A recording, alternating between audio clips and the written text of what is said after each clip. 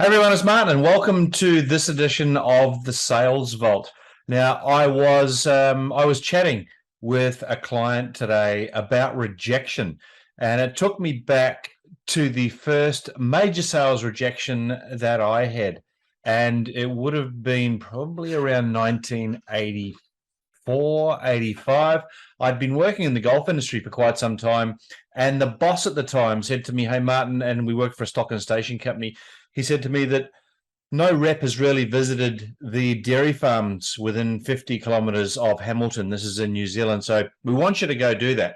Now, a couple of things. Number one, I knew nothing about cows, and I knew nothing about the merchandise. And so what they did was they paired me up on my first week out, and I'll never forget it, with a rep from Cooper's Animal Health. And we were selling a product called Warbex, which was a drench.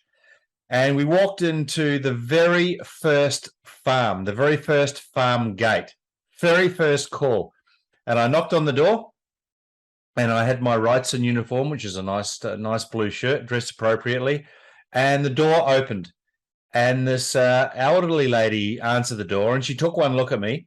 And the response I got was, "Oh my God, if my husband was still alive, he'd show you off this property at gunpoint, get off my property, and never come back." Now, it's fair to say I was a little bit taken aback by that response. I hadn't even said a word yet. But yeah, the Coopers guy I was with, he was going, "Wow, haven't really had much of that before." But he said, "Get used to it, because the business in this area didn't have a good reputation all those years ago, so you're probably going to cop a bit of flack." And that was the first time I'd really been rejected. I felt bad about that for quite some time. And when I finally realized that it wasn't about me, I started to get much, much better with being rejected, because being rejected really is just in the mind. And now, 35, 40 years later, now I know that someone actually can't reject me.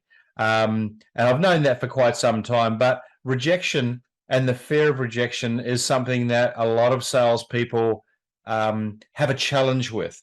And if you just consider this, and this is the tip from Stories from the Sales Vault today, is that very few people in the world can reject you. A spouse can reject a spouse.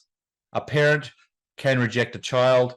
And on the odd occasion, perhaps, a teacher can reject a pupil. Apart from that, that's about it, because they don't even know you. So Stories from the Sales Vault #1 took me all the way back to 1984, back to the very first rejection I'd had. And hope you enjoyed that story. It was nice to relive it with you guys again. It brought up no emotions this time, but it certainly did on the day and for many days since. Have a great week. Remember, a sales fit business and a rejection free business is a healthy business. Ciao for now.